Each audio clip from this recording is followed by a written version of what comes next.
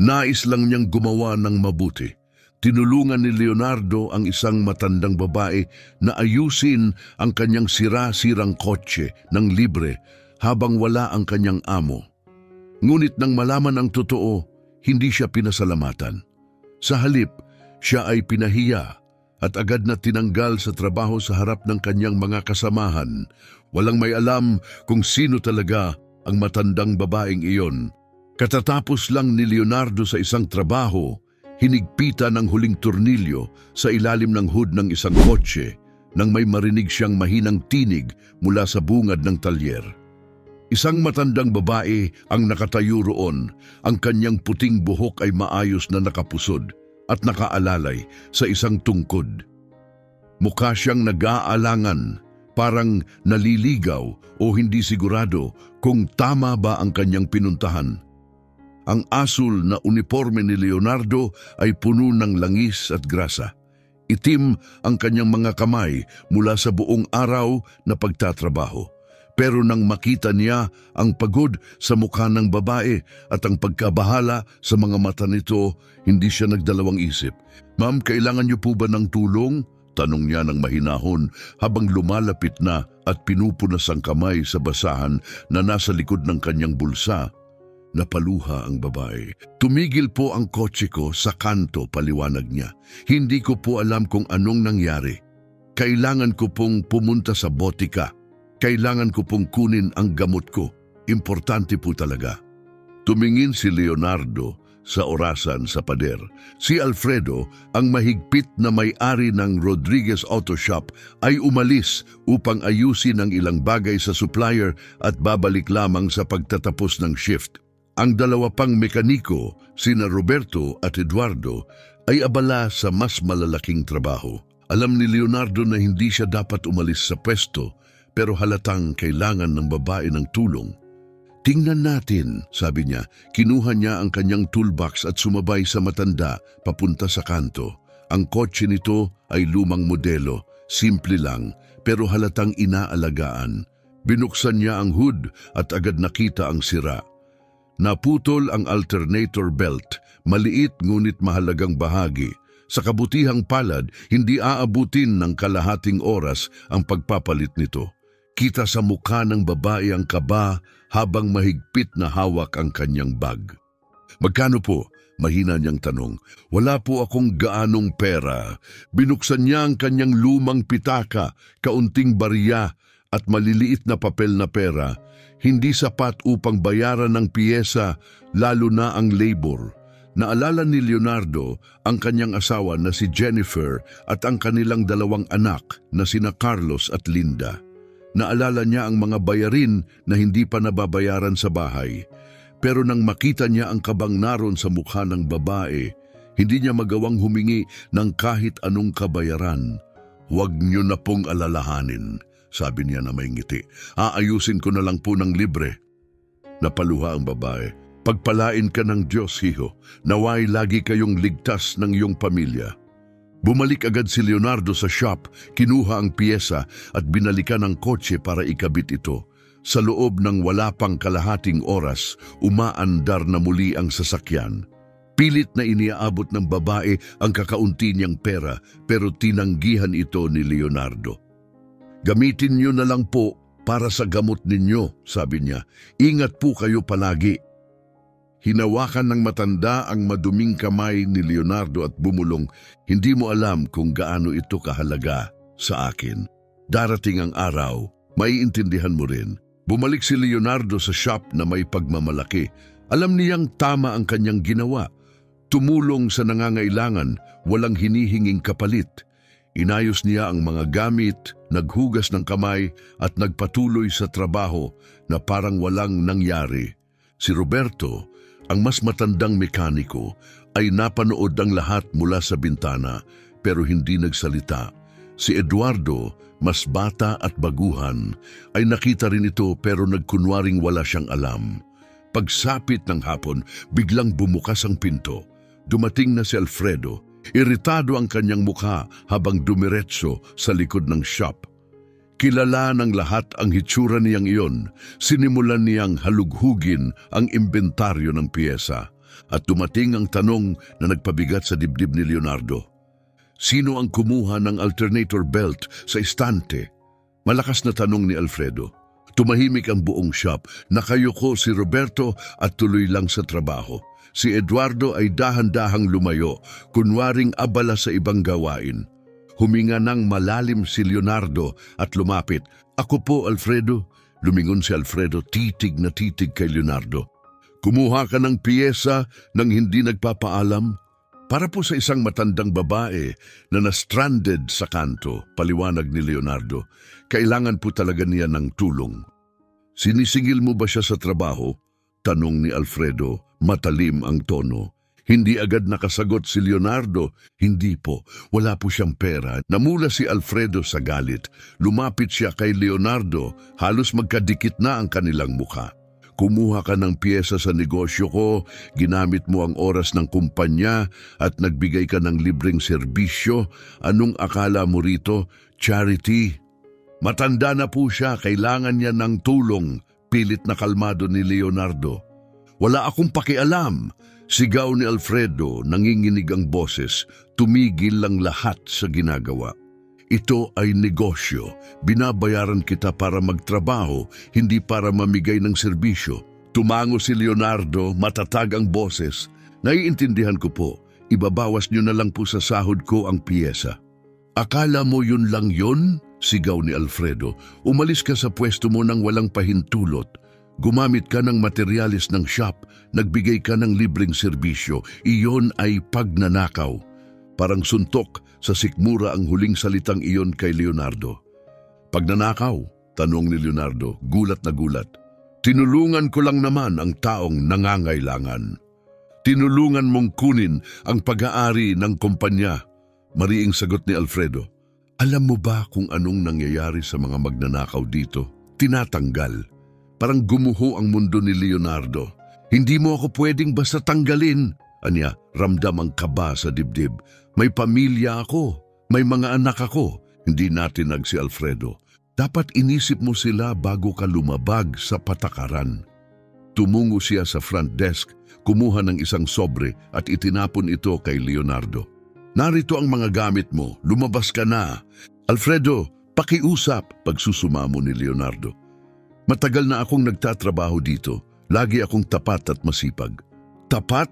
Tugon ni Alfredo na may malamig na tawa. Ang pagiging tapat ay ang pagsunod sa utos, hindi yung palihim na nag-aastang bayani kapag wala ako. Kunin mo ang mga gamit mo at lumayas ka.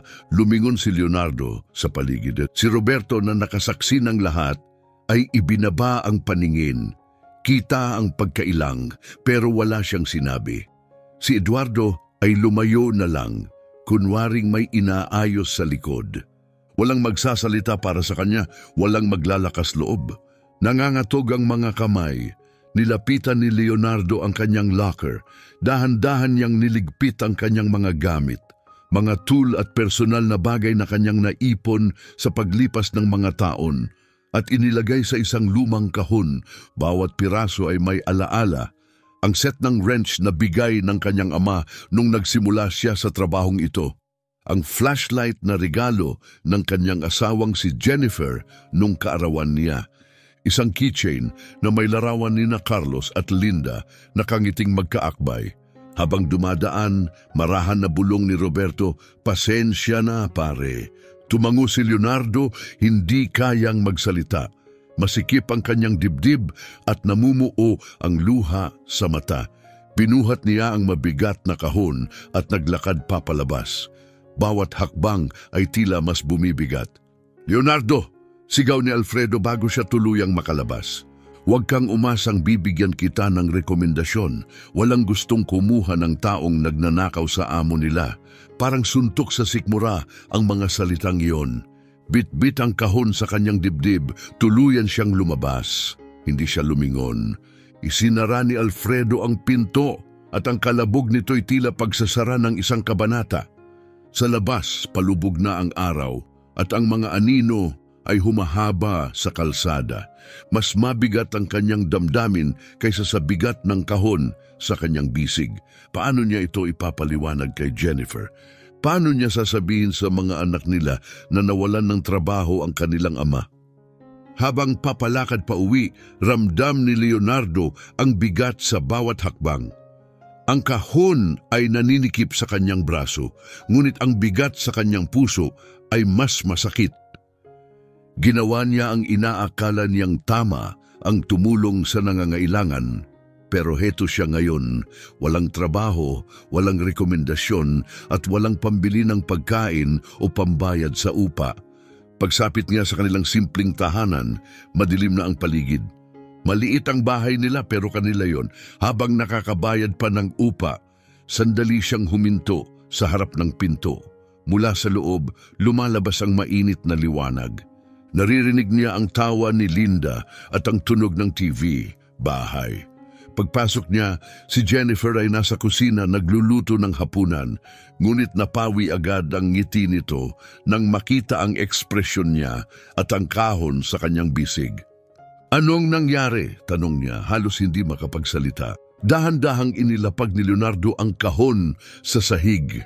Lumapit agad sina Carlos at Linda, niyakap siya ng mahigpit at masayang nagkwento tungkol sa kanilang araw.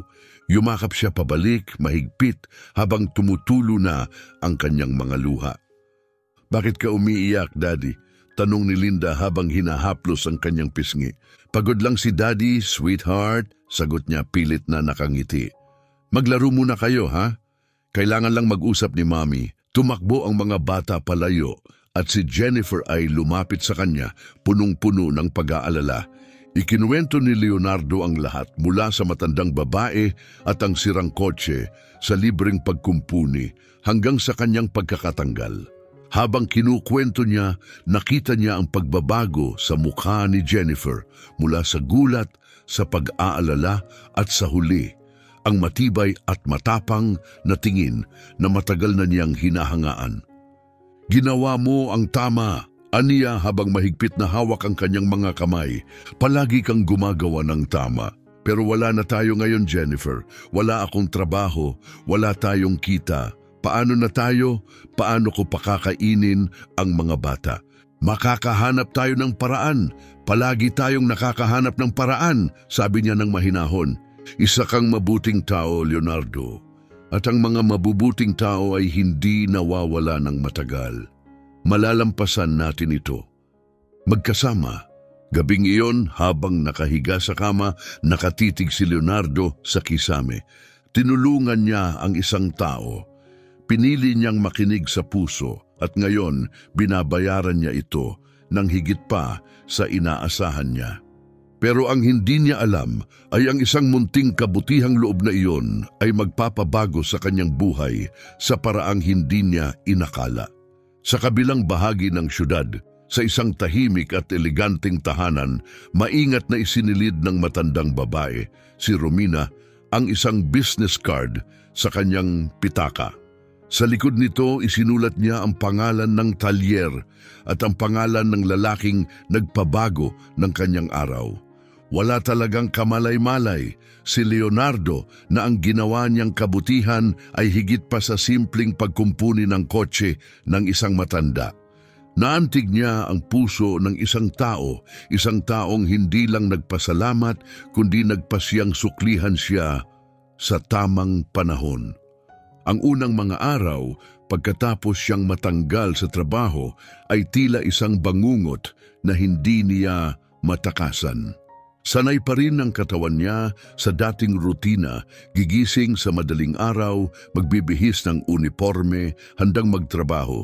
Ngunit sa halip na pumunta sa talyer, naglalakad siya sa mga kalye, naghahanap ng kahit anong pag-asa. Bawat pintong kanyang katok ay may dalang munting pag-asa, at bawat pagtanggi ay unti-unting kumakain sa kanyang dangal. Ang una niyang pinuntahan ay isang lokal na talyer na pagmamay-ari ni Ginoong Antonio, isang iginagalang sa bayan at kilalang tumatanggap ng masisipag at tapat na manggagawa. Bit-bit ang kanyang resume at isang mahinhing pag-asa pumasok si Leonardo. Sa una, mainit ang pagtanggap ni Ginoong Antonio, ngunit nang mabanggit ni Leonardo na galing siya sa Rodriguez Auto Shop, nag-iba ang tono ng usapan. Dati kang nagtatrabaho kay Alfredo? Tanong ni Antonio na nakakunot ang noo.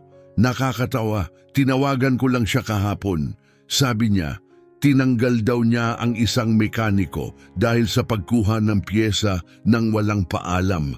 Nanlamig si Leonardo. Ako po yon, pag-amin niya, pero hindi ako nagnakaw. Tinulungan ko lang ang isang matandang babae na kailangan ng agarang tulong. Umiling si Antonio mabagal.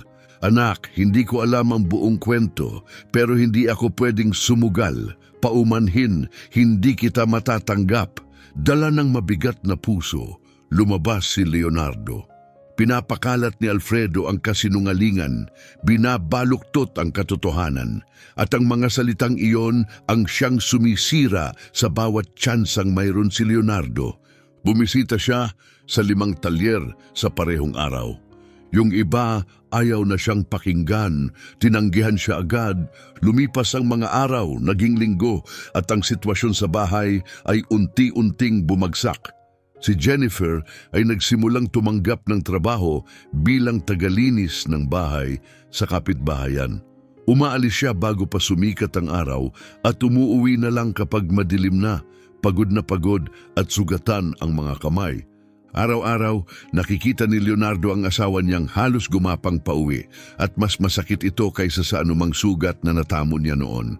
Isang gabi, habang bit-bit ni Jennifer ang mabigat na timba, tinangka siyang tulungan ni Leonardo. Ako na dyan, sabi niya, inaabot ang timba. Kailangan mong magpahinga. Bukas paaga akong maghahanap ulit ng trabaho, ngunit mahigpit ang hawak ni Jennifer sa timba. Sabay natin itong binubuhat, sagot niya. Ganyan tayo mabubuhay. Pero hindi na matiis ni Leonardo ang hirap ng asawa. Napansin niya ang lalim ng eye bags nito. Nakikita niyang hindi ito kumakain para lang masigurong may pagkain sina Carlos at Linda. At habang nangyayari ito, nararamdaman ni Leonardo na unti-unti siyang nawawalan ng halaga. Si Carlos, ang panganay, ay unti-unti nang nakakahalata. Tumigil sa paghingi ng baon. Hindi na umaangal kahit paulit-ulit na kanin at beans lang ang hapunan. Isang hapon, nadatnan ni Leonardo si Carlos sa sala. Nakaupo sa sahig, binibilang ang mga barya mula sa kanyang alkansya. Anong ginagawa mo, anak? Tanong ni Leonardo. Mahinahon. Nagulat ang bata at tinangkang itago ang alkansya. Wala po, Dad. Mahinang sagot. Lumuhod si Leonardo sa tabi niya. Sabihin mo sa akin, anak. Napuno ng luha ang mata ni Carlos. Narinig ko po si Mami kagabi. Umiiyak siya. Wala na raw po tayong pambayad sa upa. Gusto ko pong tumulong gamit ang ipon ko. Parang pinupunit ang puso ni Leonardo. Yumakap siya sa anak ng mahigpit, pinipigilang lumuha. Huwag mong intindihin yan, bulong niya. Si Daddy ang bahala. Pero ang totoo, hindi na niya alam kung paano pa.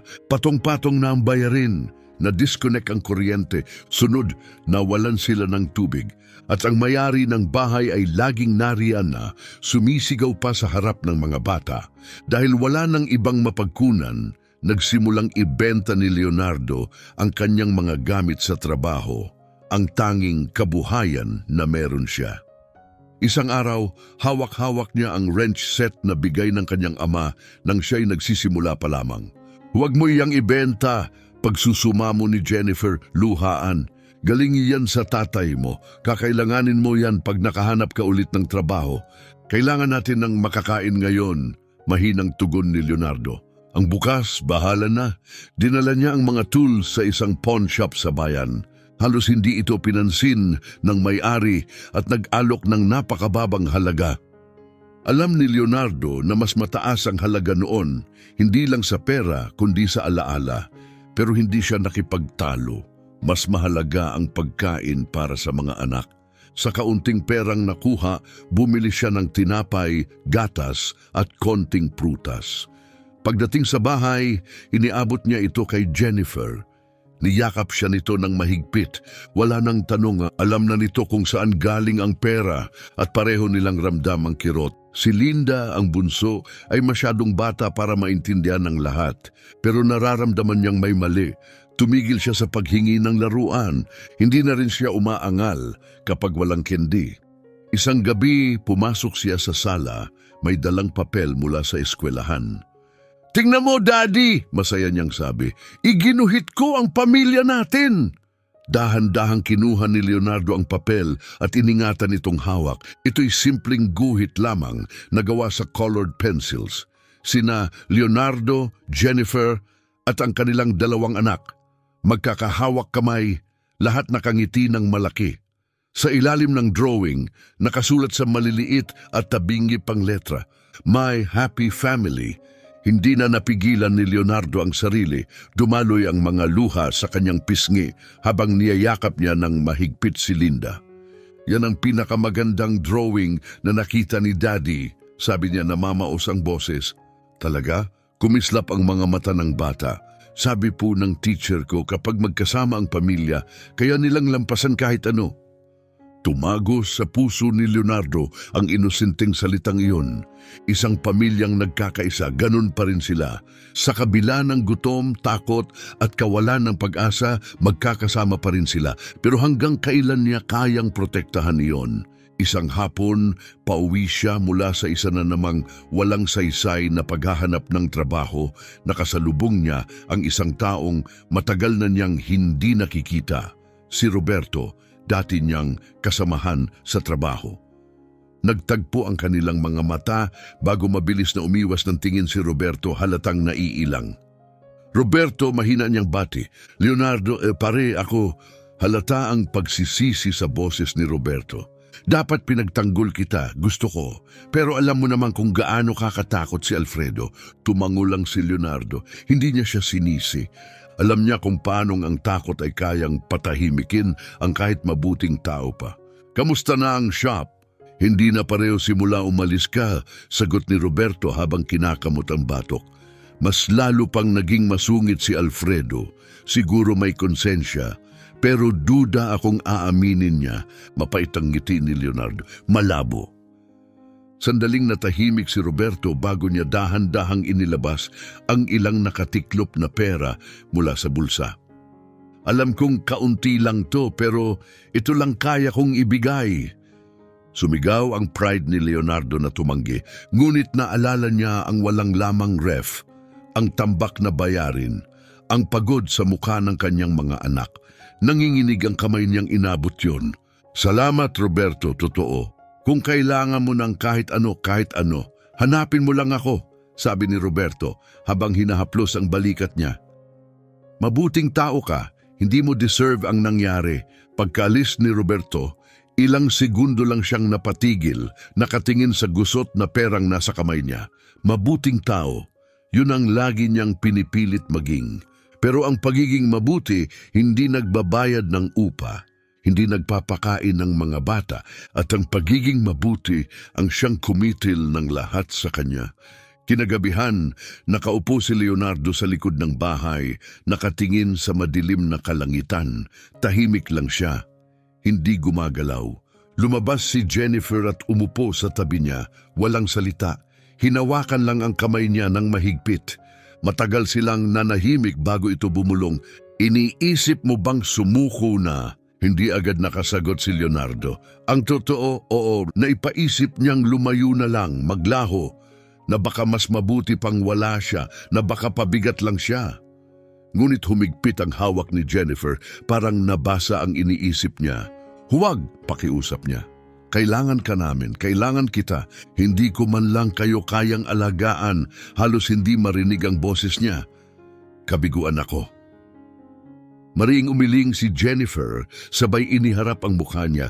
"Nawalan ka ng trabaho dahil tumulong ka sa kapwa. Hindi yun kabiguan, yun ang puso mo, at yan ang lalaking minahal ko." Paano naman ang mga bata? May tatay silang nagtuturo kung ano ang tama, kung ano ang kabutihan.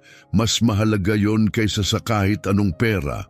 Nagsimulang tumulo ang luha ni Jennifer, kumikislap sa liwanag ng buwan. "Malalampasan natin to, kagaya ng dati, magkasama." Yinakap ni Leonardo ang asawa niya ng mahigpit. Tama siya, pamilya sila, at ang pamilya hindi sumusuko. Pero kahit ganun, nanatili ang takot, parang sugat na ayaw maghilom. Ilang araw matapos yon muling dumating ang landlady, pero ngayon may dala na siyang papel, eviction notice. Mayroon na lang silang 1 buwan para magbayad o aalis sila sa bahay. Nakatitig si Leonardo sa papel, nanginginig ang kamay. "Pasensya na, Leonardo," sabi ng landlady ng may lungkot. "Mabuti kang tenant pero may sarili rin akong bayarin." Pagkaalis nito nanatiling nakaupo si Leonardo sa lamesa. 1 buwan, 30 araw para makahanap ng himala. Pumikit siya at sa unang pagkakataon sa napakatagal na panahon, nanalangin siya. Hindi niya alam kung may nakikinig, pero kumapit siya sa kaunting pag-asa. Pakiusap, bulong niya sa katahimikan ng bahay. 1 pagkakataon lang, 1 lang. At sa mismong sandaling iyon, tulad ng kidlat sa kalmadong langit, tumunog ang telepono. Napabalikwas si Leonardo. Sino naman ang tatawag ngayon? Mabilis ang tibok ng puso niya habang lumalakad papunta sa lumang telepono sa dingding. "Hello? Magandang hapon," malumanay na boses ng babae sa kabilang linya. "Maaari po bang makausap si Ginoong Leonardo Domingo?" Hindi niya kilala ang boses, hindi pamilyar, may tuwid na tono, parang profesional. "Ako ito," sabi ng boses sa kabilang linya. "Ang pangalan ko ay Paola. Ako ang personal assistant ni Ginang Romina Mendez. Nais kanyang makausap. Maaari ka ba sa isang particular na address bukas?" Napakunot ang noo ni Leonardo. "Romina Mendez?" Hindi pamilyar ang pangalan. "Pasensya na pero sa tingin ko hindi ko siya kilala." Tapat niyang sagot. "Sinabi po niya na maaalala mo siya," paliwanag ni Paula. "Tinulungan mo siyang ayusin ang kotse niya 2 linggo na ang nakalipas. Isang matandang babae, puti ang buhok, nakatungkod." Tumigil ang tibok ng puso ni Leonardo. Oo, ang matandang babae sa kanto. Ang inasikaso niya noon, araw din nang gumuho ang buhay niya. "Naaalala ko siya," mahina niyang sabi. "Magaling. Nais kanyang makausap ng personal. Maibibigay ko na ba ang address?" Sinulat ni Leonardo ang address sa isang pirasong papel. Pagkababa ng telepono, ilang sandali siyang nakatayo lang. Nakatingin sa nakasulat doon. Bakit siya tumatawag? Trabaho ba ito? Pasasalamat? Isang pagkakataon? Kinagabihan, ikinwento niya kay Jennifer ang lahat. Matagal silang nag-usap. Puro hula, puro tanong. Pero may isang bagay na muling umusbong sa dibdib ni Leonardo.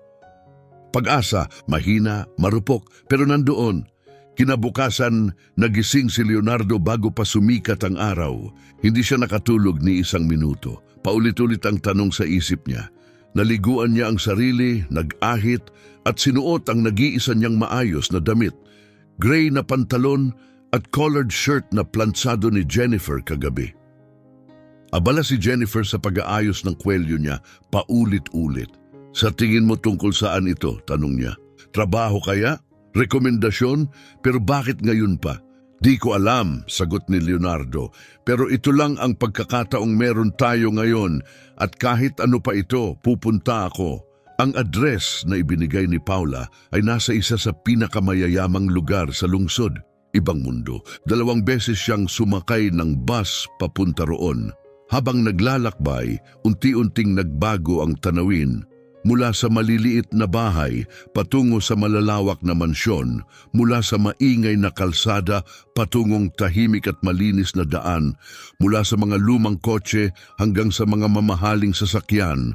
Pagbaba niya, nagkaroon siya ng kaba sa dibdib. Tiningnan niya muli ang address, isang napakalaking mansyon ang nasa harapan niya. Napapaligiran ng matataas na pader at intricately designed na bakal na gate. Hindi siya makapaniwala. Tiningnan niya ulit ang papel. Tama ang address. Kinabahan siya habang pinipindot ang intercom. Mabilis ang sagot at unti-unting bumukas ang gate. Paglakad niya sa loob, bumungad ang nakakamanghang hardin, perpektong damuhan, mga estatwang parang galing sa museo, mga fountain na kumikislap sa araw at mga bulaklak na hindi niya man lang alam ang pangalan. Sa dulo ng walkway, naroon ang isang bahay na parang galing sa pelikula. "Ginong Leonardo?" Bati ng isang babae sa pintuan. Naka-power suit ito at nagsalita ng may autoridad pero may galang. Ako si Paula, hinihintay ka na ni Ginang Romina. Sumunod po kayo. Tahimik na naglakad si Leonardo sa likod niya sa malalapad na pasilyong puno ng mamahaling painting at antigong kasangkapan. Sumasayaw ang tunog ng yapak niya sa marmol na sahig. Sa bawat hakbang, lalo niyang nararamdaman na hindi siya nababagay doon. Dinala siya sa isang maluwang at maliwanag na silid. Mula sa sahig hanggang kisame ang salamin, tanaw ang buong lungsod mula sa taas. Darating na po siya, sabi ni Paula bago marahang isinara ang pinto. Naiwan si Leonardo. Nakapirmi, hindi alam kung upo ba o tatayo lang. Nakatikom ang mga kamay niya, natatakot siyang baka may mabasag. Kahit anong bagay doon ay mas mahal pa kaysa sa lahat ng pagmamay-ari niya sa buong buhay. At narinig niya ang isang boses sa likod niya. Leonardo, napalingon siya, naroon siya. Ang parehong matandang babae, puti ang buhok na katungkod, ngunit ngayon ay nakasuot ng eleganting damit na malinaw na nagsasabing mahalaga siya, napakahalaga. Ginang Romina, nauutal niyang tugon.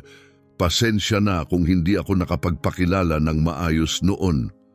Dahan-dahan siyang naglakad papunta sa isang armchair at naupo ng may dignidad. Kumaway siya para maupo rin si Leonardo. Hindi na kailangan, wika nito na may mainit na ngiti. Kailangan ko lang makasiguro bago ako gumawa ng susunod na hakbang. Umupo si Leonardo sa sofa, nanginginig pa rin ng dibdib. Makasiguro ng tiningnan siya ni Romina, mata na puno ng kaalaman, karanasan at kabaitan. Na mayroon pang mabubuting tao, wika niya. Mga taong tumutulong nang hindi humihingi ng kapalit. Ginawa ko lang ang gagawin ng kahit sino, sagot ni Leonardo. Pero yan nga ang punto, mariing tugon ni Romina. Pwede namang gawin ng kahit sino, pero walang gumawa, ikaw lang. Alam mo ba kung sino ako? Tanong niya pagkatapos. Umiling si Leonardo, ngumiti si Romina. Ako ang tagapagtatag at may-ari ng Perez Business Group. May hawak akong mga construction company, real estate properties at pinaka-importante para sa'yo, ako ang may-ari ng isang chain ng mga talyer sa buong syudad. Parang nawala ang hangin sa dibdib ni Leonardo. Isang network ng auto shops. Hindi lang pala siya simpleng customer, isa siyang taong kayang magbago ng kapalaran ng isang tao. Sa isang salita lang. Ang araw na yon, pagpapatuloy ni Romina, hindi aksidente ang pagkasira ng kotse ko. Nagsusubok ako, napakurap si Leonardo. Nagsusubok? Sa loob ng ilang buwan, sabi ni Romina, naghahanap ako ng isang taong mapagkakatiwalaan, may malasakit, may kakayahan para pamahalaan ang pinakamalaki kong auto shop. Pero hindi lang ako basta naghahanap ng manager, pagpapatuloy ni Romina, kalmado ngunit matatag ang boses. Kailangan ko ng taong may kakayahan sa trabaho, oo, pero higit sa lahat, may integridad. Kumikinang ang kanyang mga mata habang bahagyang yumuyuko paharap. Kaya ko inimbento ang eksena ng nasirang kotse. Ilang linggo na akong umiikot sa iba't ibang talyer sa syudad, kunwaring mahina at desperadong matanda. Gusto kong makita kung paano ako tratuhin kapag tingin nila wala akong magagawa. Ramdam ni Leonardo ang malakas na tibok ng puso niya. At ikaw, patuloy ni Romina na may mabait ng ngiti, ikaw lang ang tumulong sa akin na walang hinihinging kapalit. Higit pa doon, dagdag pa niya, mas lumalambot ang boses, isinugal mo ang trabaho mo para sa isang estranghero. Hindi lang iyon kabutihan, Leonardo. Iyon ay pagkatao, sumandal siya sa upuan. Ikinuwento sa akin ni Paula ang lahat ng nangyari pagkatapos. Kung paanong natanggal ka, kung paano ka pinaratangan ng amo mo, kung paanong naghihirap ngayon ang pamilya mo. Nawala ang kontrol ni Leonardo sa emosyon niya. Nagbabadya na ang luha sa kanyang mga mata. Hindi niya alam kung dapat ba siyang mahiya o magpasalamat na alam ng matandang babae ang lahat. Taos-puso akong humihingi ng paumanhin sa hirap na pinagdaanan mo dahil sa akin. wika ni Romina nang may kagandahang loob. Pero nais kong itama ang lahat, hindi lang sa pamamagitan ng pasasalamat, kundi sa pagbibigay sa iyo ng pagkakataon na magsimula ng panibagong buhay. Nanatiling tahimik si Leonardo, hindi makapagsalita, para bang nagbuhol-buhol ang lahat ng emosyon sa kanyang lalamunan. Inaalok kita ng posisyon bilang General Manager ng pinakamalaki kong mekanikong talyer, Estrella do Sul.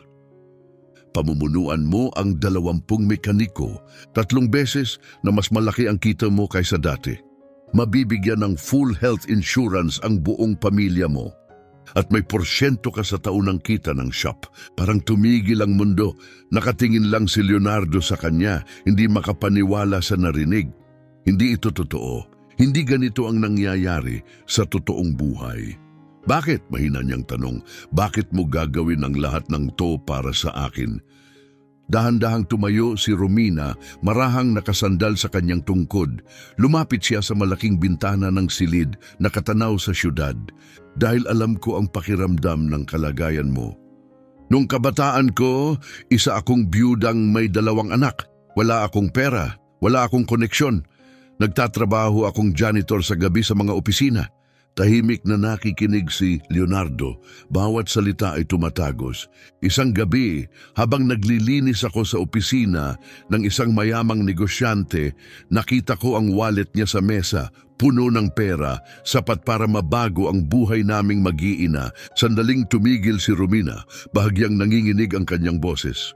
Matagal ko iyong tinitigan. Naalala ko ang aming walang lamang refrigerator. Ang upang hindi ko mabayaran, ang takot, ang gutom, ang pagod. Alam kong isang abot lang, mababago ang lahat. Pero hindi ko ginawa, ibinalik ko sa kanya. Humarap siyang muli kay Leonardo na matatag ang tingin. Inalok niya ako ng trabaho, tinuruan niya akong magnegosyo. Sa paglipas ng panahon, nagtayo ako ng sarili kong kumpanya at unti-unting nabuo ang lahat ng nakikita mo ngayon. Lumapit siya kay Leonardo at tumingin sa kanyang mga mata. Isa lang desisyon, ang gawin ng tama kahit masakit, ang nagbago ng kapalaran ko. At nang makita kitang ginawa ang parehong bagay, isinakripisyo ang trabaho mo para tumulong sa isang estranghero, alam kong dapat ko itong ibalik.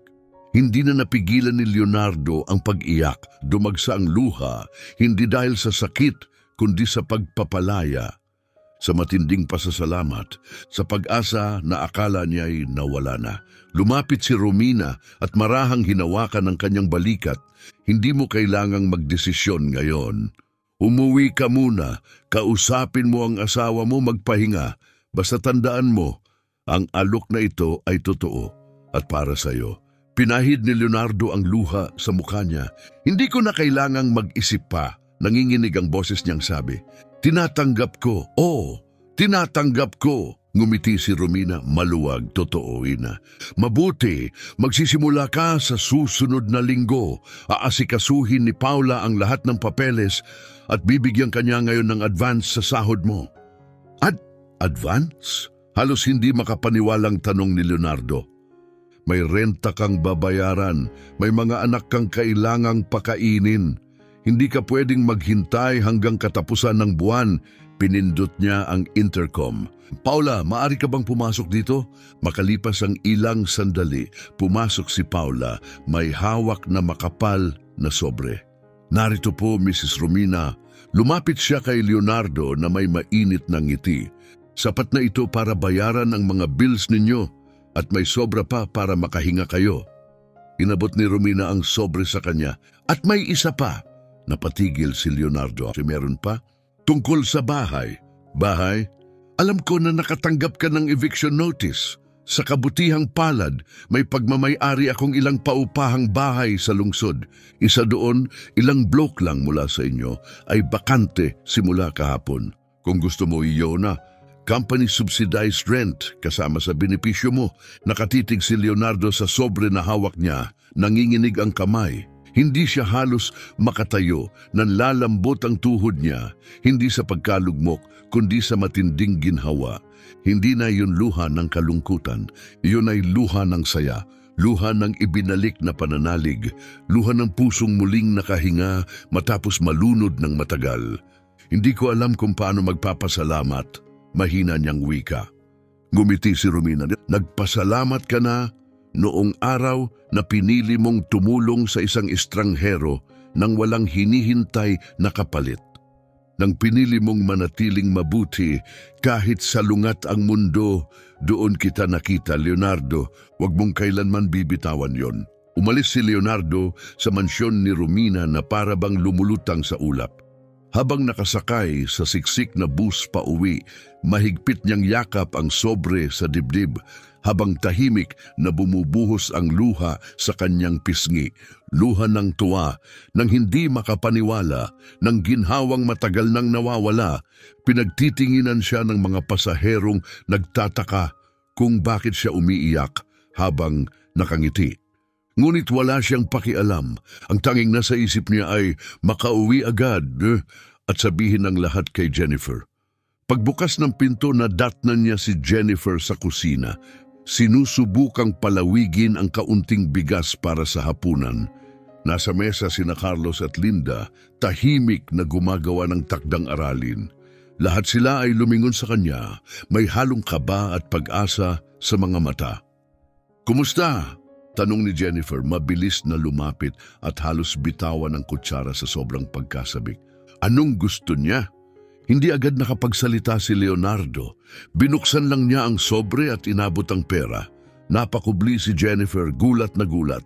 Nanghina ang tuhod niya sa sobrang emosyon at saka ikinuwento ni Leonardo ang lahat tungkol kay Romina, sa mansyon, sa test, sa alok, sa bagong bahay. Pagsapit ng dulo ng kanyang kwento, humahagulhol na si Jennifer habang yakap siya ng mahigpit, ayaw nang bumitaw. Sumali sina Carlos at Linda sa yakap, hindi man nila lubos na nauunawaan ang bawat detalye, ramdam nilang may naibalik na kasiyahan sa tahanan.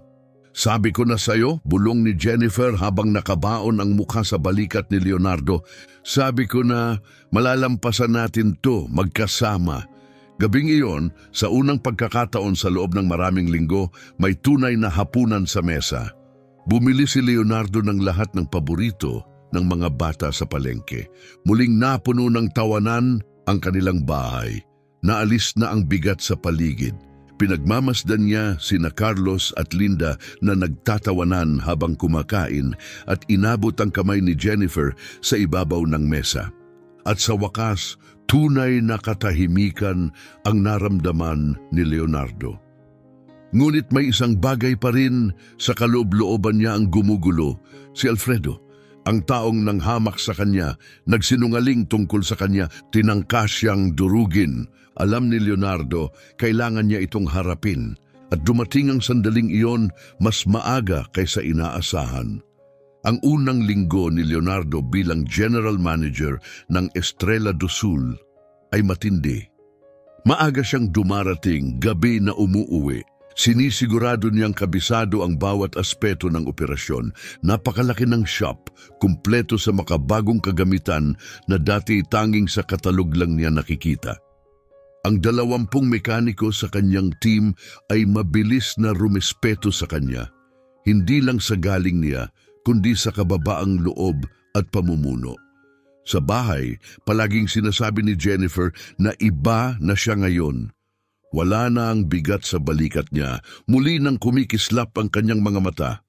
Pati mga bata, napansin, muling gumuguhit si Linda ng happy family.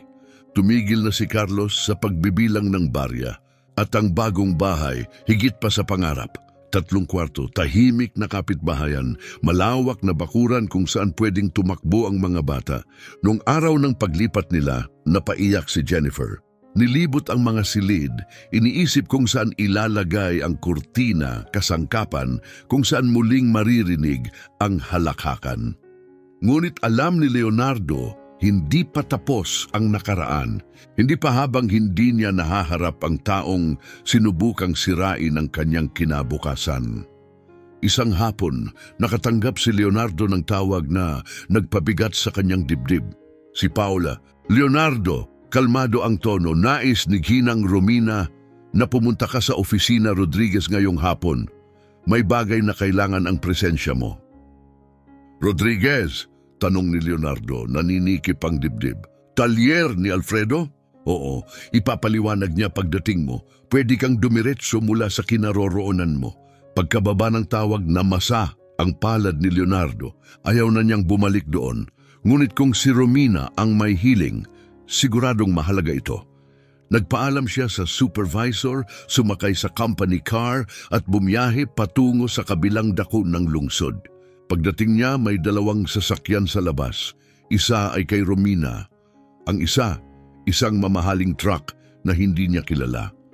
Sa loob pa lang ng shop, naririnig na niya ang pagtatalo. Pumasok siya at napako sa kinatatayuan. Nasa gitna si Alfredo. Pulang-pula ang mukha, galit na galit, sumisigaw habang nagwawala sa harap ni Romina, nakalmado lang na nakaupo, may tungkod sa tabi. Katabi niya si Paula, may hawak na clipboard, tahimik na nagsusulat. Si Roberto at Eduardo, mga dating kasamahan ni Leonardo, ay nasa gilid, halatang hindi alam kung anong gagawin. "Kalokohan ito!" sigaw ni Alfredo. "Hindi ka pwedeng basta pumasok dito at mag-akusa." "Hindi ito akusasyon," malamig na sagot ni Romina. "Ito ay dokumentadong paglabag. May utang kang sahod, sirang kagamitan at tambak ng reklamo mula sa customer." Nang mapansin si Leonardo sa pintuan, kumaway si Romina. Lumingon si Alfredo at nanlaki ang mga mata. "Siya? Anong ginagawa niya rito?" Bulalas niya parang nakakita ng multo. "Trabaho na siya sa akin ngayon," payak na sagot ni Romina. "Leonardo, halika!" Dahan-dahang lumakad si Leonardo, mabigat ang bawat hakbang. Nakita niya ang mismong lugar kung saan siya tinanggal, pinahiya. Tiningnan siya ni Roberto at Eduardo. Mukhang ngayon lang nila nakita ang buong katotohanan. Namumula sa galit si Alfredo. "Trabaho siya sa iyo?" Mapait ang tawa niya. "Ninakawan niya ako. Tinanggal ko siya dahil may dahilan." "Hindi," mariing sagot ni Romina. "Tinanggal mo siya dahil tumulong siya sa isang customer. At ang customer na yon, ako yon." Tahimik ang buong shop. Hindi makapagsalita si Alfredo. Nanlalaki ang mata, nakanganga. Nagkatinginan sina Roberto at Eduardo. Dahan-dahang bumalot ang pagkaunawa. "Ako si Romina Mendez," matatag na sabi ni Romina habang tumatayo, "may-ari ng Perez Group. At gusto ko ring ipaalam sa iyo. Ako na rin ang may-ari ng talyer na ito." Parang lindol ang epekto ng mga salitang iyon. Napaatras si Alfredo, napakapit sa workbench.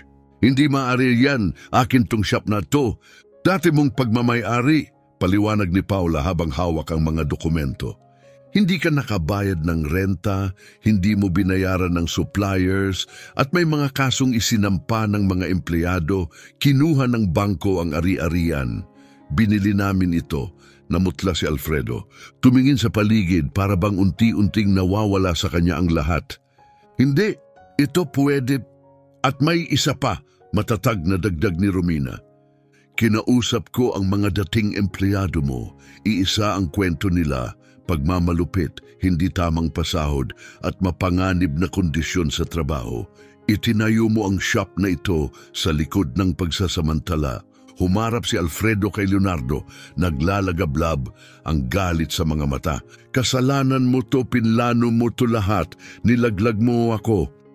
"Hindi ito paghihiganti," sa wakas ay sagot ni Leonardo. Kalmado ang tinig. "Hindi ko ginusto ang mangyari sa'yo. Ang gusto ko lang noon ay isang tapat na trabaho. Gusto ko lang buhay para sa pamilya ko." "Sinungaling!" sigaw ni Alfredo, lumalapit. Ngunit humarang si Romina sa gitna nila. At nang nagsalita siya, ang bawat salita ay parang tabak na pumutol sa katahimikan. "Kailangan mong maunawaan ang isang bagay, Alfredo. Walang kaalam-alam si Leonardo," wika ni Romina, malamig ngunit matatag ang boses. "Hindi niya ako kailanman hinilingang bilhin ang shop na ito. Ako ang nagpasya, matapos kong malaman kung paano ka makitungo sa mga tao." Paano mo siniraan ang isang mabuting tao upang sirain ang pangalan niya dahil lamang sa kalupitan? Bumigat ang katahimikan sa loob ng shop hanggang sa marahang lumapit si Roberto. Mahinahon ang boses pero matatag. Totoo yon, Alfredo, sabi niya. Hindi ka naging makatarungan kay Leonardo. Lahat kami rito, nakita namin. Tumahimik ka, Roberto! Sigaw ni Alfredo. Trabaho mo ako! Hindi na ngayon. Inabot ni Roberto ang kanyang ID badge mula sa bulsa at ipinagpag yon sa workbench.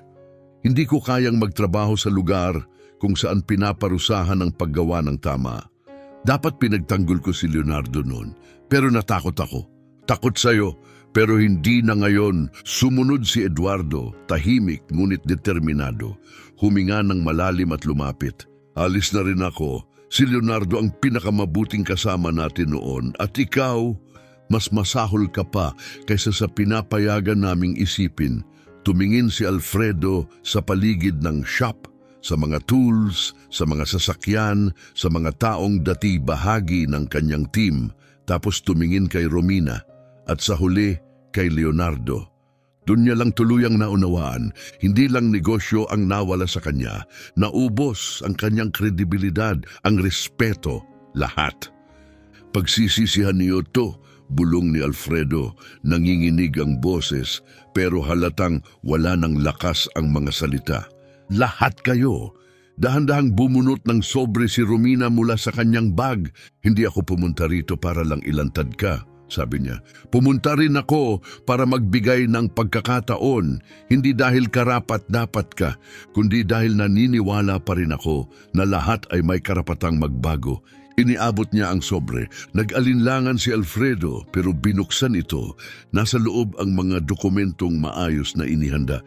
Isang alok sa trabaho, paliwanag ni Romina, hindi bilang may-ari, kundi bilang regular na mekaniko sa isa sa maliliit naming shops sa labas ng syudad. Tamang sahod, maayos na oras, benepisyo, pero may kondisyon, mahigpit na pagmamatiyag. Magsisimula ka muli sa ilalim. Nanginginig ang mga kamay ni Alfredo, sumisigaw ang kanyang pride, pero halatang halata ang desperasyon sa kanyang mukha. Gusto niyong bumalik ako sa pagkukumpuni ng kotse matapos ang lahat ng itinayo ko? Wala kang itinayo, sagot ni Leonardo. Mas matatag ang tinig kaysa dati. Sinamantala mo ang ibang tao. Hindi yon ang tawag sa pagbuo. Lumapit siya. Pero ngayon, binigyan ka ng pagkakataong ayusin ang sarili mo. Matutunan kung ano ang ibig sabihin ng tunay na trabaho. Nasa sayo ang desisyon. Hanggang bukas ang palugit, dagdag ni Romina. Makikipag-ugnayan si Paula. Pero ngayon, may pulong ako kasama ang bagong management team ng shop na ito. Walang imik si Alfredo. Tumingin siyang muli sa paligid ng shop sa kung ano ang natira sa dating kaharian niya. At sa wakas, yumuko ang balikat, mabigat ang hakbang, lumabas siya ng pinto. Hindi ngumiti si Leonardo. Wala siyang nadamang tagumpay.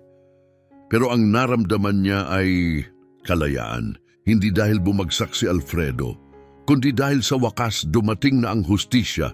Lumapit si Romina kina Roberto at Eduardo. Sinabi niyong aalis na kayo, anya. Pero paano kung may alok akong mas maganda? Kailangan ni Leonardo ng pinagkakatiwalaang team para pamunuan ang branch na ito. Mga taong may alam sa trabaho at napatunayang kayang magbago. Interesado ba kayo? Nagkatinginan ang dalawang lalaki, puno ng pag-asa ang mga mata. Seryoso kayo? Tanong ni Roberto.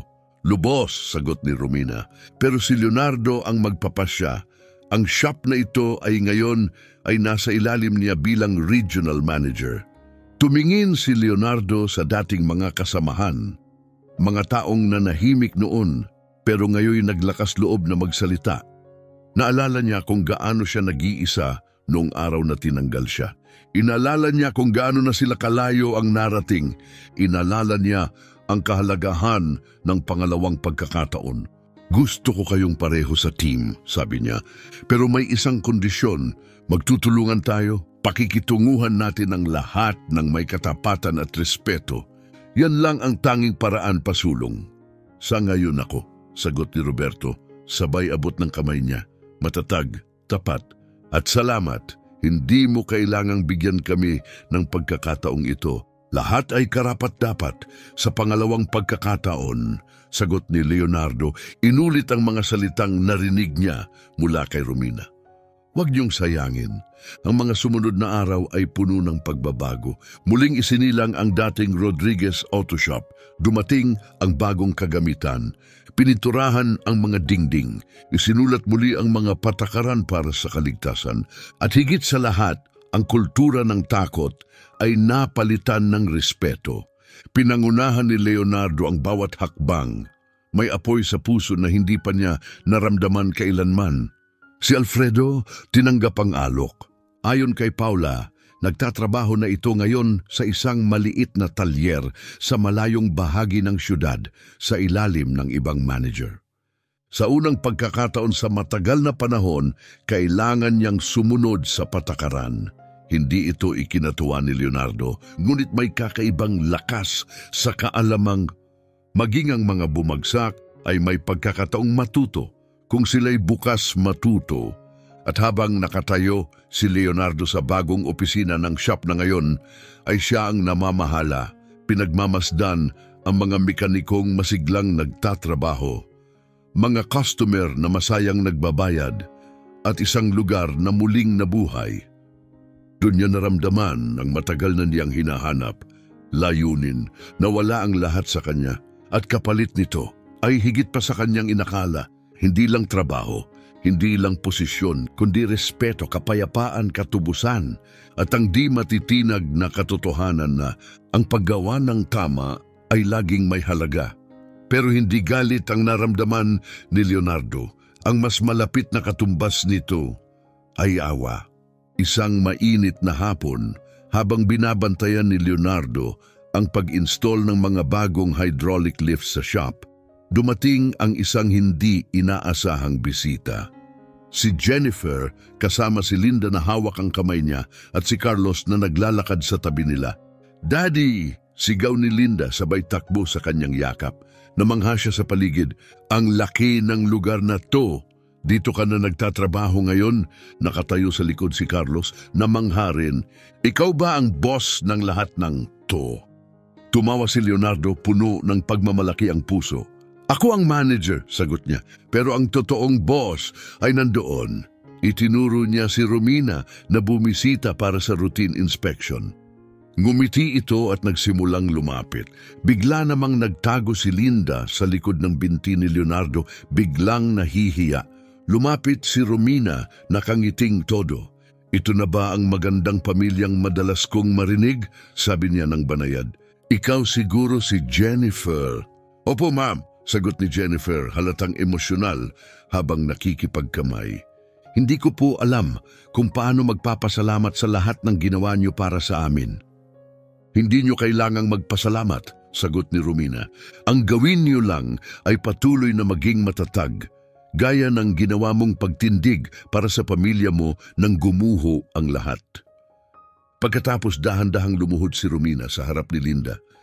"At ikaw naman, Iha, narinig ko na mahuhusay daw ang mga guhit mo." Napatingala si Linda, gulat. "Paano niyo po nalaman na nagdodrawing ako?" "May maliit na ibong nagkwento," sabi ni Romina sabay kindat. "Sigurado akong may talento ka."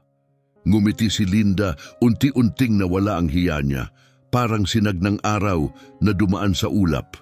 Lumapit na rin si Carlos, interesado sa babaeng tila nagbago ng kanilang buhay. Habang kausap ni Romina ang mga bata, lumayo sandali sina Leonardo at Jennifer. Hinawakan ni Jennifer ang kamay ni Leonardo at tumingin sa paligid. Sa masiglang shop, sa mga bagong kagamitan, sa team na abala at sa asawa niyang ngayon ay nasa gitna ng lahat ng ito. Parang panaginip, bulong niya. "Minsan nagigising ako at iniisip ko, baka hindi totoo lahat ng to." Tumango si Leonardo, niyakap siya ng banayad. "Alam ko, pareho tayo. Pero totoo to, Jennifer. Narating natin ito." "Hindi," bulong niya. "Ikaw ang narating ito dahil kahit kailan hindi mo isinuko ang sarili mo. Kinagabihan, sa bago nilang bahay, puno ng buhay ang kusina. Tumutulong si Leonardo kay Jennifer sa paghahanda ng hapunan habang masayang nagkukwento si Carlos tungkol sa school at ipinapakita ni Linda ang bago niyang drawing. Tumigil si Leonardo sandali, pinanood lang sila at inalala ang lahat ng nangyari. Ang araw na tinanggal siya, ang mga gabing puno ng takot, ang tawag sa telepono, ang kwento ni Romina, ang trabaho, ang bahay, ang pangalawang pagkakataon. At ngayon, narito sila ay puno ng tawanan, puno ng liwanag. At sa sandaling iyon, naliwanagan si Leonardo, minsan kailangan mong mawala ang lahat para matagpuan ng tunay na mahalaga. Kailangan mong maglakad sa dilim para matutong pahalagahan ng liwanag. Kailangan mong madapa para matutong bumangon. Ang ginawa lang niya ay tumulong sa isang estrangherong nangangailangan, walang kapalit, walang inaasahan. Pero ang simpleng kilos na iyon, ang pasyang iyon, ang nagbago sa buong buhay niya. Anong iniisip mo? Tanong ni Jennifer. Napansin ang kanyang pagtigil habang hawak pa rin ang sandok. Iniisip ko lang kung gaano kakaiba ang buhay, sagot niya. Kung paanong isang maliit na kabutihan kayang baguhin ang lahat. Ngumiti si Jennifer, hinaplos ang kanyang braso. Hindi lang isang gawa yon, sabi niya. Yung ka talaga, Leonardo, kaya mo ito lahat dahil ikaw yan.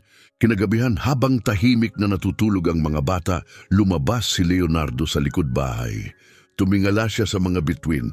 Naalala niya si Romina, kung paanong minsan din siyang wasak, kung paanong ang kabutihan ng isang tao ang bumuhat sa kanya.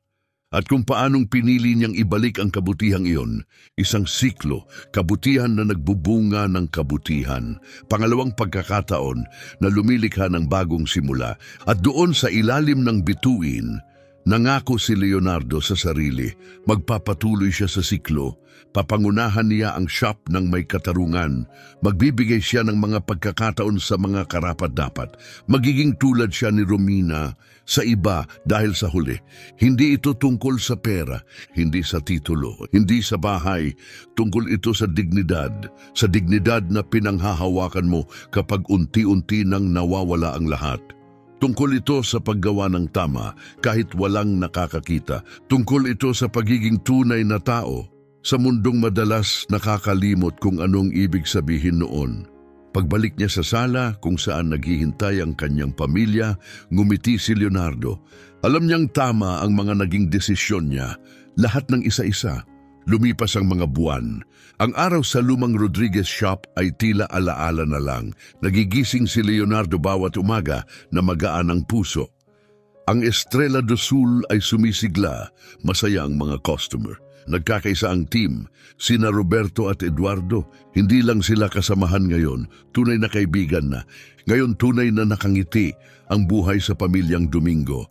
At isang maaraw na umaga, habang nire-review ni Leonardo ang mga ulat ng shop, nakatanggap siya ng tawag mula kay Paula. Leonardo, sabi niya sa pamilyar at kalmadong tinig, nais kang kausapin ni Ginang Romina ngayong hapon. Sinabi niyang mahalaga ito. Muling bumilis ang tibok ng puso ni Leonardo. Matagal na rin mula nang huli silang magkita ni Romina. Puro ulat at profesional na update na lamang ang namamagitan sa kanila. Agad niyang inayos ang lahat at nagtungo sa mansion, ang lugar kung saan nagbago ang lahat. Naghihintay si Romina sa hardin, nakaupo sa isang bangkong kahoy, pinapakain ang mga ibon. Nang makita siya ni Leonardo, kumislap ang kanyang mukha sa tuwa. Umupo ka rito, anak. Umupo si Leonardo sa tabi niya. Hinawakan siya ni Romina ng banayad. May sakit ako, Leonardo. Mahina ang boses niya pero matatag. Hindi naman malubha pero panahon na para ako'y magpahinga. Kailangan ko nang magdesisyon tungkol sa kinabukasan ng mga kumpanya ko. Nabigatan ang loob ni Leonardo. Ginang Romina, ako, hayaan mo muna ako, ngiti niya pigil. Naalala mo pa ba ang kwento ko tungkol sa wallet na ibinalik ko? Yung lalaking nagbigay sa akin ng pagkakataon. Tumango si Leonardo. Wala siyang anak at nang pumanaw siya, iniwan niya sa akin ang bahagi ng negosyo niya. Sabi niya, Pinatunayan kong kaya kong ingatan ang kanyang pamana. Tumigil sandali si Romina, may luha sa kanyang mga mata. Buong buhay ko, hinanap ko ang isang taong kagaya noon. Isang taong karapat-dapat ipagpatuloy ang lahat ng itinayo ko. Halos hindi na makahinga si Leonardo sa naririnig. Gusto kong ikaw ang maging Chief Executive Officer ng lahat ng auto shops ng Perez Group. Hindi lang ito posisyon, Leonardo. Ito ay isang responsibilidad na ipagpatuloy ang kabutihan, na magbigay ng pagkakataon sa mga karapat-dapat, na panatilihing buhay ang sinimulan ng lalaking iyon. At ako, tumulo ang luha ni Leonardo. Hindi ko alam kung karapat-dapat ako. Ikaw ang pinakakarapat-dapat sa lahat ng nakilala ko. Pinahid ni Romina ang sariling luha. At may isa pa, kumaway siya at lumapit si Paula, may dalang isang kahon. Pagbukas nito, nakita ni Leonardo ang lumang tools niya, ang mga minana niya sa kanyang ama. Malinis, maayos, may dagdag na bago, kumpleto. Hinahanap ko lahat ng tools na ibinenta mo at binili ko muli, sabi ni Romina, sabay hawak sa kanyang pisngi. Kailangan ng isang lalaki ang mga kagamitan ng kanyang ama. Hindi lang gamit yan, pamana yan, kasaysayan. Hindi na napigilan ni Leonardo. Niyakap niya si Romina ng mahigpit, umiiyak na parang bata. Lahat ng sakit, hirap at luha ng mga nakaraang buwan ay natunaw sa pasasalamat. Niyakap siya ni Romina, gaya ng yakap ng isang ina sa anak. Salamat, anya sa gitna ng hikbi. Sa lahat, sa paniniwala sa akin, kahit nung wala nang naniniwala. Madali lang akong naniwala, bulong ni Romina, dahil naging totoo ka lang sa kung sino ka. Ilang araw ang lumipas, nasa bagong headquarters si Leonardo nang tumanggap siya ng hindi inaasahang bisita. Si Hinoong Antonio, ang may-ari ng unang talyer na tumanggi sa kanya. Bitbit ang kanyang sombrero na kayuko. Leonardo, naparito ako para humingi ng tawad. Halos hindi siya makatingin sa mata. Nalaman ko ang buong katotohanan. Nagsinungaling sa akin si Alfredo. Tinanggal ka dahil tumulong ka, hindi dahil nagnakaw ka. At hinusgahan kita nang hindi ko alam ang buong istorya. Tumayo si Leonardo. Ginoong Antonio, hindi, hayaan mong tapusin ko, sabay taas ng kamay. Nawala sa akin ang pagkakataong makuha ang pinakamagaling na mekaniko sa lungsod dahil lang sa chismis. Wala kang utang sa akin, pero kailangang sabihin ko sa iyo, sa harap mo, nagkamali ako. Lumakad si Leonardo sa paligid ng mesa at iniabot ang kanyang kamay. Lahat ng tao ay may karapatang mapatawad, Hinoong Antonio. Wala akong galit sa puso. Matatag ang kanilang pagkamay. Puno ng kahulugan. Umalis si Antonio na taas noo at si Leonardo ay nakaramdam ng isa pang sugat na tuluyang gumaling. Lumipas ang mga linggo, isang gabi pauwi si Leonardo nang may makita siyang tagpo na nagpahinto sa kanya. Isang lalaki nasa gitna ng kalsada, nasa gilid ng bangketa, bukas ang hood ng sasakyan. Luma, sira. Halatang nag-aalala, pulubi ang itsura, pawisan, mamumugto ang mata, parang galing sa iyakan. Huminto si Leonardo, lumapit. Kailangan mo ba ng tulong? Lumingon ang lalaki. Ayaw umandar ang kotse. Kailangan kong pumunta sa ospital. Ang asawa ko ay naka-confine. Hindi na siya magtatagal. Tiningnan ni Leonardo ang kotse. Isang simpleng sira lang, pero halatang wala sa lalaki ang kakayahan o pera para ayusin ito. Naalala ni Leonardo si Romina, ang araw na nagbago ang kanyang buhay. Ang siklong kailangang ipagpatuloy, aayusin ko para sa iyo, libre. Pero wala akong pera ngayon, sir. Hindi mo kailangan magbayad. Sa simpleng kabutihang iyon, nagsimula muli ang siklo. At ang kwento ni Leonardo ay naging paalala na ang kabutihan kapag itinanim ay palaging namumunga. Nasa ilalim na ng hood si Leonardo, mabilis ang galaw ng mga kamay, sanay na sanay. Ibahagi mo lang ang kabutihan kapag may pagkakataon, mahinang sabi niya. 20 minuto ang lumipas, muling umandar ang makina. Tinangka ng lalaki na abutan siya ng kaunting barya, pero marahang tinikom ni Leonardo ang palad nito at umiling. Habang umaalis, Ang sasakyan patungong ospital, naiwan si Leonardo na nakatayo sa tabi ng kalsada. At nararamdaman ang isang bagay na matagal nang nawala mula nang mawalan siya ng trabaho. Kapayapaan.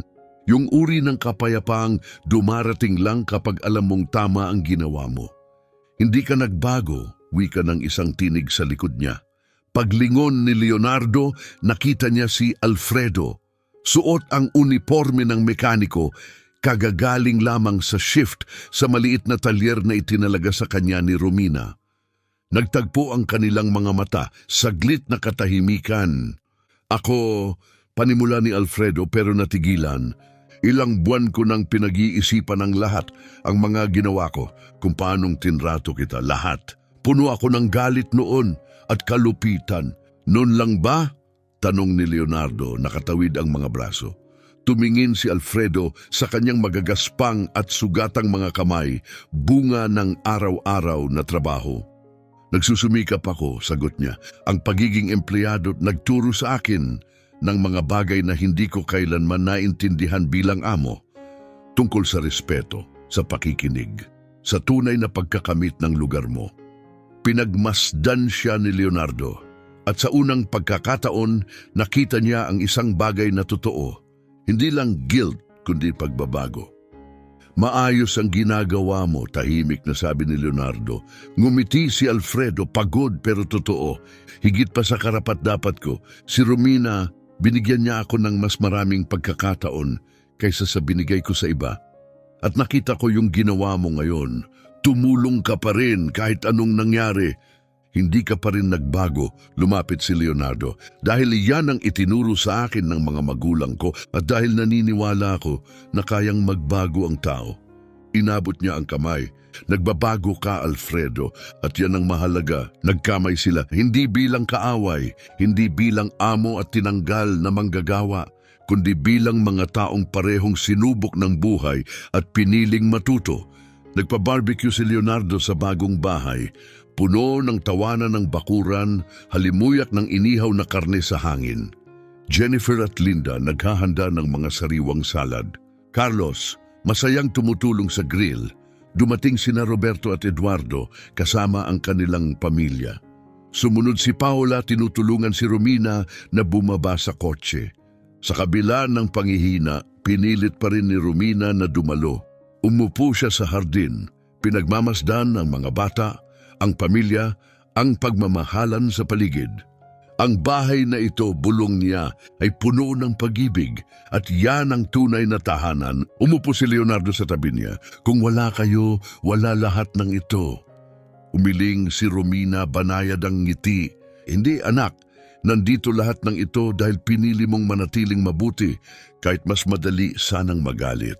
Kahit kinuha na ng buhay ang lahat sa'yo. Pinanghawakan mo ang dignidad mo. Ibinigay ko lang ang mga tools. Ikaw ang nagtayo ng lahat ng ito. Tumakbo si Linda, may hawak na papel. Lola Romina, may ginawa ako para sa'yo. Simula pa lang ng mga linggo, tinatawag na niyang Lola si Romina. At hindi siya kailanman tumutol. Sa katunayan, namumula ang mukha niya sa tuwa tuwing naririnig ito. Ipinakita ni Linda ang guhit si Leonardo na nag-aayos ng kotse, si Romina sa tabi niya, at ang buong pamilya masayang magkasama. Nasa ibaba, nakasulat sa makukulay na letra, ang paggawa ng mabuti, laging may halaga. Niyakap ni Romina ang drawing sa kanyang dibdib, lumuluha. Ipa-frame ko ito, nanginginig ang boses niya, at isasabit sa opisina ko. Gabi na, tahimik ang bahay, tulog ang mga bata. Nasa likod bahay sina Leonardo at Jennifer, tahimik sa ilalim ng mga bituin. Naalala mo pa ba ang gabing iyon? Tanong ni Jennifer. Nang umuwi kang may bitbit na kahon, tinanggal, sugatan at hindi alam ang kasunod. Paano ko makakalimutan? Sagot ni Leonardo. Takot na takot ako noon. Hawak ni Jennifer ang kamay niya pero hindi ka sumuko, hindi ka tumigil maniwala. At ngayon, tingnan mo tayo. Tumingin si Leonardo sa bahay nilang puno ng liwanag. Naalala niya ang mga anak, ang mga kasama sa trabaho, ang buhay na kanilang itinaguyod. Lumakad tayo sa apoy, aniya. Pero lumabas tayong mas matatag, mas mabuti. dahil natutunan natin ang katotohanan, bulong ni Jennifer. Ang kabutihan ay hindi kahinaan. Ito ang tunay na lakas. Nasa isang stage si Leonardo sa harap ng napakaraming tao. Nag-organisa si Romina ng charity event para sa mga pamilyang nangangailangan at inihayag si Leonardo bilang speaker. Isa lang akong mekaniko, panimula niya. Tinanggal ako dahil tumulong ako.